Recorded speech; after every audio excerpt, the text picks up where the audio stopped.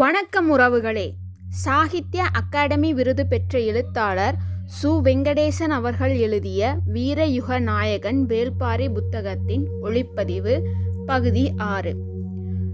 குடிலின் தாழ்வாரம் முழுக்க விளக்கின் வெளிச்சம் படர்ந்திருந்தது. பெருங்களையத்தில் கஞ்சியும் இலையில் சுருட்டப்பட்ட துவையலும் கொண்டு வந்து கொடுத்தாள் அந்த பெண். துவையலை தொட்டு வலிப்பதற்கு ஏற்ப சுருட்டப்பட்ட இலையை விரித்து வைத்து களையத்தை வாங்கி குடிக்கத் தொடங்கினார் கபிலர். கஞ்சி தொண்டைக்குள் இறங்கும் போதே குளிர்ச்சி உடல் எங்கும் பரவியது. புளிப்பேறிய அருஞ்சுவையாக இருந்தது.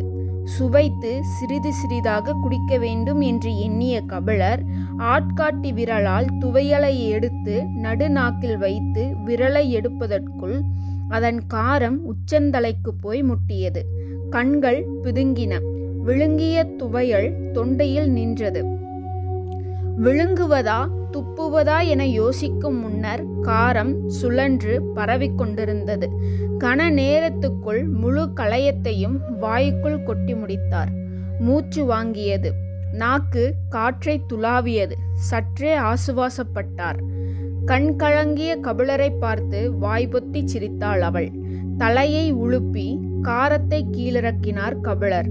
மறு களையத்தை கொடுத்தாள். அணில்வால் திணை கொண்டு காய்ச்சப்பட்ட கஞ்சி, புளிப்பிரண்டையை வால்மிளகோடு பிசைந்து செய்யப்பட்ட துவையல் என்றாள். கபிலருக்கு இப்போதுதான் நிதானம் வந்தது.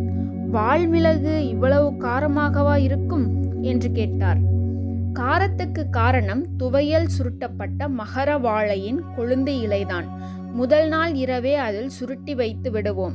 நாள் செல்ல செல்ல காரம் கட்டி நிற்கும். இதுவே 3ஆம் நாளாக இருந்திருந்தால் என்று சொல்லி மீண்டும் வாய்ப்பொத்தி சிரித்தாள். கபிலர் சற்றே நிதானமாக மறு களையத்தை வாங்கி குடித்தார். கண்களில் ஓரம் நீர் வழிந்தது. அவள் பார்த்துவிடக்கூடாது என்பதற்காக இடது பக்கமாக தலையை திருப்பிக் கொண்டார். துவையலை கண்கள் பார்த்தன. ஆனால் விரல்கள் கிட்டே நெருங்கவில்லை. எரிந்து கொண்டிருக்கும் விளக்கின் இலுப்பை எண்ணெய் வாசனை அவருக்கு பிடிபட்டது. ஆனால் அந்த விளக்கின் வடிவம்தான் புதுமையாக இருந்தது. இது எதனால் செய்யப்பட்ட விளக்கு என சிந்தித்த போது பழக்கத்தில் துவையலை விரல் வலித்து எடுத்துவிட்டது. உடனே அவருக்கு பொறி தட்டியது. சட்டென தலையை திருப்பி அவளை பார்த்தார். அவளோ வெடித்து சிரிக்க தயாராக இருந்தாள்.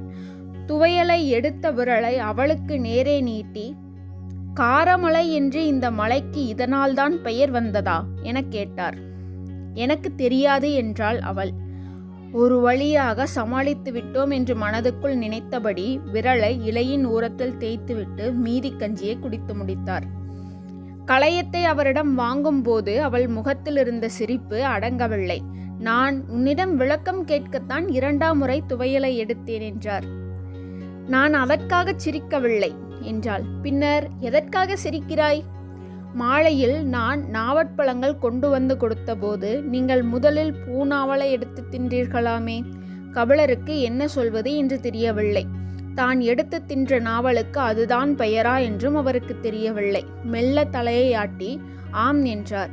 அவள் வாய்விட்டு சிரித்தபடி இலையோடு சேர்த்து துவையலை மடித்து எடுத்துவிட்டு சொன்னாள், உதிரப்போக்கு நிற்காத பெண்கள்தான் பூநாவலை தின்ன வேண்டும். பழையனும் நீலனும் மீண்டும் குடிலுக்குள் நுழைய அவள் சிரித்தபடி வெளியேறினாள். என்ன சொல்லி சிரித்து கொண்டு போகிறாள் என கேட்டார் பழையன். கபிலரோ எதை சொல்ல என்ற திகைப்பும் வியப்பும் மிரட்சியும் கலந்தவராக இருந்தார். இவளிடம் பேச்சு கொடுத்தால் மீள முடியாது. என்னையே ஏய்த்து விடுவாள். விருந்தினர் என்பதால் உங்களிடம் சற்று பக்குவமாக நடந்து கொள்கிறாள் என்றார் பழையன். ஆம் என்று அவளது பக்குவத்தை ஆமோதிப்பதைத் தவிர அவருக்கு வழி ஏதும் இருக்கவில்லை.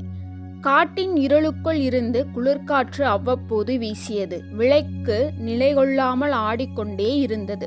மகர வாழையில் இருந்து பேச்சை தொடங்கிய கபிலர் நெடுநேரம் பழையனோடு பேசிக்கொண்டிருந்தார். நீலன் அங்கும் இங்குமாக போய் வந்தபடி இருந்தான். பகலில் வேட்டைக்கு போயிருந்த நாய்கள் குடில் திரும்பியிருந்தன. குறைப்பொலி விடாமல் கேட்டுக்கொண்டிருந்தது. தனது கண் முன்னால் கடந்து போன ஒரு நாயின் உயரத்தை கண்கொட்டாமல் பார்த்து கொண்டிருந்த கபிலரிடம் பழையன் கேட்டார், பாரியை பார்த்துவிட்டு எப்போது திரும்ப போகிறீர்கள்? மழைக்காலம் தொடர்வதற்குள் கீழிறங்க வேண்டும். எனவே 1 மாதம்தான் எனது திட்டம். அப்படியென்றால் நீங்கள் கொற்றவை கூத்தை பார்க்கத்தான் வந்திருக்கிறீர்களா இல்லையே, அப்படி ஒரு கூத்தை பற்றி நான் கேள்விப்பட்டது கூட இல்லையே என்றார் கபிலர். 4 ஆண்டுக்கு ஒரு முறை நடக்கும் கூத்து இது. பரம்பு நாட்டின் உக்கிரம் ஏறிய விழா. நாடே திரண்டிருக்கும். பழமையான பாணர் கூட்டம் எந்த நாட்டில் இருந்தாலும் இந்த விழாவில் வந்து பங்கெடுக்கும். நீங்கள் அதை கேள்விப்பட்டு வந்திருப்பதாகத்தான் நான் நினைத்தேன் என்றார் பழையன். மறுநாள் அதிகாலையில் கபிலரை அழைத்து கொண்டு பழையன், நீலன் உட்பட 10க்கு மேற்பட்டோர் ஆதிமலைக்கு புறப்பட்டனர். முந்தா நாள் ஊரே புறப்பட்டு போய்விட்டது. உங்களை அழைத்துச் செல்லத்தான் நாங்கள் இருந்தோம் என்று சொல்லிக்கொண்டே பழையன் முன்னடந்து சென்றார். 2 பகல் ஓர் இரவு நீடிக்கும் பயணம் அது. பயணம் முழுவதும் கபிலர் கொற்றவை கூத்து பற்றித்தான் மீண்டும் மீண்டும் கேட்டுக்கொண்டே வந்தார். மற்றவர்கள் கபிலருக்காக வேகம் குறைத்தே நடந்தனர். ஆனாலும் கபிலரால் ஈடுகொடுத்து நடக்க முடியவில்லை. நீலன் அவருக்கு அவ்வப்போது உதவிகள் செய்தான். பாதை சில இடங்களில் மிக கடினமாக இருந்தது. சிறு பிசகு ஏற்பட்டாலும் பெரும் பள்ளத்தில் விழும் அபாயம் இருந்தது. விலங்குகளின் தடயங்களை பார்த்தபடி பல இடங்களை கடந்தனர். யானை கூட்டங்கள் கடந்து செல்லட்டும் என்று சில இடங்களில் பொறுத்திருந்தனர். கிழங்குகளை தின்றுவிட்டு சிறுத்தோடு சுனைநீர் அருந்தினர். பின் கோடை காலமாதலால் செடி கொடிகள் சற்றே துவண்டு போய் கிடந்தன. ஆனாலும் தொலைவு செல்ல செல்ல காட்டின் உள் அடர்த்தி அதிகமானபடியே இருந்தது. எல்லா மரங்களும் கொடிகளைப் போல ஒன்றே ஒன்று பின்னிக் கிடந்தன. நீலனின் வயதையொத்த 3 இளைஞர்கள் உடன் வந்து கொண்டிருந்தனர். நீண்டு திரும்பும் பாறையை கைபிடித்து கடக்கும்போது சற்றே கீழ்ப்பக்கம் குனிந்து பார்த்தார் கபிலர். அந்த காட்சியின் அற்புதம் பெரும் பரவசத்தை ஏற்படுத்தியது. அது காரமலையின் உச்சிப்பகுதி. பெரும் மலைச்சரிவு. காலுக்கு கீழே பறந்து கிடந்தது. ஒளியின் தகதகப்பில் இலைகள் சூடேற்ற காடே தீபனாக்கால் சீழ்க்கை அடிப்பதை போல இருந்தது. நின்ற இடம் விட்டு கபிலரின் கால் நகரவில்லை. காட்டின் பேரழகுக்கு ஈடே இல்லை என்றார் கபிலர். சரி, வாருங்கள் என்று பக்குவமாய் அவரை கைபிடித்து அழைத்தபடி நீலன் சொன்னான். புலியின் மீசை மயிரின் மீது உட்கார்ந்திருக்கும் சிறு தும்பி போலத்தான் நாம். நீலன் பேச்சை முடிப்பதற்குள் முன்னால் நடந்து கொண்டிருந்த இளைஞன் சொன்னான். பாதையில் மட்டும் கவனம் கொள்ளுங்கள், பார்வையை ஓட விடாதீர்கள். அப்படி இருக்கத்தான் விரும்புகிறேன். ஆனால் இந்த அழகில் கரையவில்லை என்றால் நான் கவிஞனா என்று தனக்குள்ளே கேட்டுக்கொண்டார் கபிலர். உச்சியில் இருந்த குறுகலான பாறையை கடந்ததும் காரமலையின் பின்புற இறக்கத்தில் இறங்கத் தொடங்கினர். கபிலர் கேட்டார். பரம்பு நாட்டின் தலைநகரான எவ்வியூருக்கு செல்லும் எல்லா பாதைகளும் இது போன்ற ஒற்றையடி பாதைகள்தானா, அல்லது வண்டிகள் செல்லும் சாலைகள் இருக்கின்றனவா? பரம்பு நாடு 400க்கும் மேற்பட்ட ஊர்களை கொண்டது. எல்லா ஊர்களிலிருந்தும் இது போன்ற பாதைகள் உண்டு. இவை தவிர 8 திசை எல்லைகளுக்கும் குதிரைகள் போய் திரும்பும் பாதைகள் உண்டு. அதை காவல் வீரர்கள் மட்டுமே அறிவர் என்று சொல்லிவிட்டு அவன் நீலனை பார்த்ததை கபிலர் கவனித்தார். அவன் பேச்சை தொடர்ந்தான். வண்டி சாலை ஒன்று உண்டு. வடதிசையில் இருக்கும் எழுவனாற்றின் கரை வழியாக அது காரமலைக்கு ஏறுகிறது. ஆனால் மலையின் பாதி தொலைவில் இருக்கும் பள்ளத்தூர் வரைதான் அந்த சாலை இருக்கும். அதன் பிறகு இது போன்ற ஒற்றையடி பாதைதான். கடற்கரையிலிருந்து உப்பு கொண்டு வரும் உமணரின் வண்டிகள் பள்ளத்தூர் வரை வரும். அங்கு வந்து உப்பை கொடுத்துவிட்டு மலை பொருட்களை வாங்கி கொண்டு உமணர் திரும்பிவிடுவர். அங்கிருந்து பரம்பு நாட்டில் இருக்கும் எல்லா ஊர்களுக்குமான உப்பை பள்ளத்தூரைச் சேர்ந்தவர்கள் பிரித்து கொடுத்து விடுவர். நீலன் குறுக்கிட்டு சொன்னான். வெளியிலிருந்து பரம்பு நாட்டுக்குள் வரும் ஒரே பொருள் உப்பு மட்டும்தான். பேசியபடி நடந்து கொண்டிருக்கும் போது மரங்களின் மீது பறவைகள் படபடத்து களைவது போல் இருந்தது.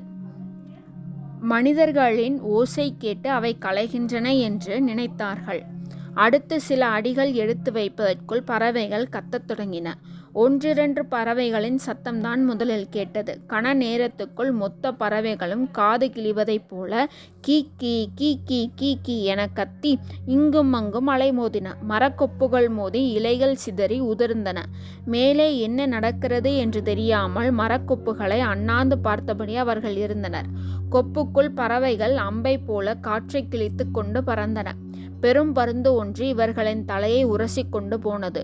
கூட்டம் மொத்தமும் என்ன என தெரியாமல் முழித்தபோது திடீரென பழையன் பெரும் குரலெடுத்து கத்தினார். காக்கா விருச்சிடா! மொத்த கூட்டமும் கண்ணிமைக்கும் நேரத்தில் சிதறி பறவைகளின் ஓரம் விழுந்து சரிந்தனர். கரும் பாறையை ஒட்டி கீழே சரிந்து பாறையோடு பாறையாக ஒட்டினான் நீலன். மற்றவர்கள் இங்கும் அங்குமாக இடுக்குகளில் புதைந்தனர். பாறையின் இடுக்கிலிருந்த நீலன் சட்டென திரும்பி பார்த்தான். கபிலர் தன்னந்தனியாக நின்று கொண்டிருந்தார். அவருக்கு நடப்பது எதுவும் புரியவில்லை. மின்னல் வேகத்தில் கபிலரின் மீது பாய்ந்தான் நீலன். அவர் நிலைகுலைந்து மண்ணில் சரிந்தார். அவரை கீழே போட்டு அமுக்கியபடி கிடந்த நீலன் தலையை மட்டும் தூக்கி மேலே பார்த்தான். பறவைகளின் வேகம் மொத்த மரத்தையும் முழுக்கிக் கொண்டிருந்தது. கீக்கி கீக்கி கீக்கி என காடே நடுங்குவது போல் ஓசை வந்து கொண்டிருந்தது. புதருக்குள் இருந்த ஒரு பெரும் விலங்கு தாவி வெளியேறியது. பாறை ஓரத்தில் இருந்த மற்ற 2 இளைஞர்களும் நீலனை நோக்கி பாய்ந்து புரண்டனர். மண்ணில் சரிந்து கூத்திட்டுகளை கையில் பிடித்தபடி அண்ணாந்து மரத்தை பார்த்தனர். அவர்களின் கண்கள் அலைமோதின. அவர்கள் யாராலும் காக்காவிருச்சியை பார்க்க முடியவில்லை. பாறையோடு பாறையாக குத்த வைத்தபடி அமர்ந்திருந்த பழையனின் கண்கள் மட்டும் அதை துல்லியமாக பார்த்து கொண்டிருந்தன. நின்று நிதானமாக அது வேட்டையாடியது. அங்கும் இங்குமாக பறவைகளின் உடல் துண்டு துண்டாக சிதறின. ஒரு பெரும் பருந்தின் தலையை வாள் கொண்டு சீவுவதைப் போல் அதன் மூக்கால் வெட்டி எறிவதை இமைகொட்டாமல் பார்த்து கொண்டிருந்தார் பழையன். துடிக்கும் அதன் கழுத்துக்குள் காக்காவிருச்சியின் அழகு இருந்தது. அதன் இறக்கைகள் மெல்ல அசைய காற்றில் பறந்தபடியே அது பருந்தின் இரத்தத்தை குடித்து கொண்டே சென்றது. நீண்ட நேரத்துக்கு பிறகுதான் கிழவனின் குரல் வெளியே கேட்டது. போயிருச்சுடா. கீழே கிடந்தவர்கள் எழுந்தார்கள். கிழவன் பார்த்த திசை நோக்கி பார்த்தபடி இருந்தன மற்றவர்களின் கண்கள். ஆனால் அவர்கள் கிடந்த இடத்திலிருந்த அதை பார்க்க முடியவில்லை. மரங்களின் அசைவும் பறவைகளின் ஓசையும் கொஞ்சம் கொஞ்சமாக குறையத் தொடங்கின. கபிலர் கையை ஊன்றி மெதுவாக எழுந்தார். உடம்பெங்கும் சிராய்ப்புகள். பாறை ஓரத்திலும் செடி குடிகளுக்கும் பதுங்கி கிடந்தவர்கள் எழுந்து வந்தனர். அவர்களின் கண்கள் இங்கும் அங்குமாக அலைமோதி கொண்டுதான் இருந்தன. அது கொன்று போட்ட பருந்தின் உடல் சரிவில் இருந்த செடிகளுக்குள் கிடந்தது. ஒருவன் அதை எட்டி பார்க்க முயன்றான். அதை பார்க்க வேண்டாம் என்று கத்தினார் பழையன். அவன் திரும்பிவிட்டான். கிளைகளின் ஆட்டம் நிற்கவில்லை. பழுத்த இலைகள் உதிர்ந்து கொண்டே இருந்தன. கபிலர் கேட்டார், என்ன பெயர் சொன்னீர்கள்? பழையன் சொன்னார், காக்காவிருச்சி. வௌவால் இனத்தைச் சேர்ந்த இரத்தம் குடிக்கும் பறவை. இதை கேள்விதான் பட்டிருக்கிறேன். இன்றுதான் இதன் தாக்குதலை பார்த்திருக்கிறேன். ஆனாலும் அதை பார்க்க முடியவில்லை என்றான் நீலன். அது மரங்களில் இருக்கும் சிறு பறவைகளை வேட்டையாடாது. பாறைகளின் பொந்துகளில் இருக்கும் பருந்து இனங்களைத்தான் வேட்டையாடும். பருந்துகள் வானில் பறந்து இதனிடம் இருந்து தப்பிக்க முடியாது. அதனால்தான் இந்த பருந்து மரங்களுக்குள் நுழைந்து தப்பிக்க இங்கும் அங்குமாக அலைமோதியது. பருந்தின் இந்த கூச்சலால் மற்ற பறவைகள் எல்லாம் அலறியடித்தன. இனி உங்களுக்கு எப்போதாவது சந்தேகம் ஏற்பட்டால் மரங்களை பார்க்காதீர்கள். பக்கத்தில் இருக்கும் மலைப்பாறைகளை அண்ணாந்து பாருங்கள். பருந்தோ கழுகோ சிதறி பறந்தால் அது காக்காவிருச்சிதான் என்று முடிவு செய்து கொள்ளுங்கள் என்று இளைஞர்களுக்கு குறிப்பு சொன்னார் பழையன். இதற்கு முன்னால் நீங்கள் பார்த்திருக்கிறீர்களா என்று பழையனை பார்த்து கேட்டார் கபிலர். பார்த்திருக்கிறேன். கை கெட்டும் தொலைவில் உட்கார்ந்திருந்த என் மனைவியின் பிடரியை தனது அழகால் தட்டிவிட்டு பறந்தது. பின் மண்டையில் இருந்து ரத்தம் பீரிட அவள் என் உள்ளங்கையில் சரிந்தபடி செத்துப்போனாள். அதன் பிறகு யாரும் பேசிக்கொள்ளவில்லை. கால்கள் மட்டும் நடந்து கொண்டிருந்தன. ஊர் பழைச்சியின் அருந்த பின்மண்டை நரம்பு நீலனுக்கு நினைவிருந்தது. அப்போது அவன் சின்னஞ்சிறுவனாக இருந்தான். ஆனாலும் அன்று பழையன் அழுத கண்ணீர் அவனுள் வற்றாமல் தேங்கியிருந்தது. நீண்ட நேரத்துக்கு பிறகு மௌனம் கலைத்து பழையன் சொன்னார், கொற்றவை விழாவுக்கு முன்னர் பறவைகளின் இரத்தம் காட்டில் தூவப்படுவது நல்ல நிமித்தம். பள்ளத்தில் சரிந்து கொண்டிருக்கும் மனிதனின் கையில் அகப்படும் கொப்பு போல இருந்தது இந்த வார்த்தை. தீமையை கனப்பொழுதில் நன்மையாக மாற்ற முடிகிற வல்லமை வார்த்தைகளுக்கு உண்டு. வார்த்தை தரும் ஆறுதலை வேறு எதுவும் தருவது இல்லை. மனிதன் முதிரும் போதுதான் மனங்களை கையாள கற்றுக்கொள்கிறான். மனம் விழுந்த பின்னர் எழ வைக்க எவ்வளவோ வழிகள் இருக்கின்றன. ஆனால் வீழ்ந்து கொண்டிருக்கும் போது தடுத்து நிறுத்துவதுதான் மிக முக்கியம். வாழ்வின் சாரமேறி கிடக்கும் அனுபவம் அறிவால்தான் அதை செய்ய முடியும். அதிர்ச்சி குலையாமல் இருக்கும் இந்த கணத்தில் பழையனின் வார்த்தைகள் அடர்காட்டுக்குள் துணிந்து கால்களை முன்னகர்த்தும் மன வலிமையை கொடுத்தன. ஆனாலும் தயக்கத்தை உடைக்க வேண்டியிருந்தது. யார் முகத்தையும் பார்த்து பழையன் இந்த முடிவுக்கு வரவில்லை. உறைந்த மௌனமே எல்லாவற்றையும் சொன்னது. பின் திரும்பாமலே பழையன் சொன்னான். மின்னலைப் போல வாளை வீசி காக்கா விரைச்சியின் இறகுகளை வெட்டி தள்ளியவன் வேல்பாரி. வார்த்தைகள் முதுகுத்தண்டை முறுக்கேற்றும் வல்லமை கொண்டவை என்பதை கபிலர் உணர்ந்த தருணம் அது. உள்ளுக்குள் உறைந்து கிடந்த அதிர்ச்சியை கிழவன் பொடி பொடியாக்கினான். எல்லோருக்குள்ளும் ஆவேசமிக்க ஆர்வத்தை தூண்டினான். பாரி வாள் சுழற்றிய கணத்தில் சரிந்த காக்கா விருச்சியின் இடப்புற இறக்கையை பற்றி காது நரம்பு விடைக்கச் சொல்லிக் கொண்டு நடந்தான் பழையன். கபிலரின் கண்களுக்கு முன்னர் ஒரு வீரக்கதை அரங்கேறிக் கொண்டிருந்தது. தொடர்ந்து கேட்போம் பாரியின் வீரச் செயல்களை. என்னுடைய இந்த ஒளிப்பதிவு உங்களுக்கு பிடிச்சிருந்ததுன்னா இந்த வீடியோவை லைக் பண்ணுங்க, உங்கள் ஃப்ரெண்ட்ஸ் ஃபேமிலிக்கு ஷேர் பண்ணுங்கள். இந்த சேனலை சப்ஸ்கிரைப் பண்ணிக்கோங்க. பக்கத்தில் இருக்க பெல் ஐக்கானை மறக்காமல் கிளிக் பண்ணிக்கோங்க. அப்போ தான் நான் போடுற வீடியோ உடனுக்குடன் உங்களை வந்து சேரும். நன்றி, வணக்கம்.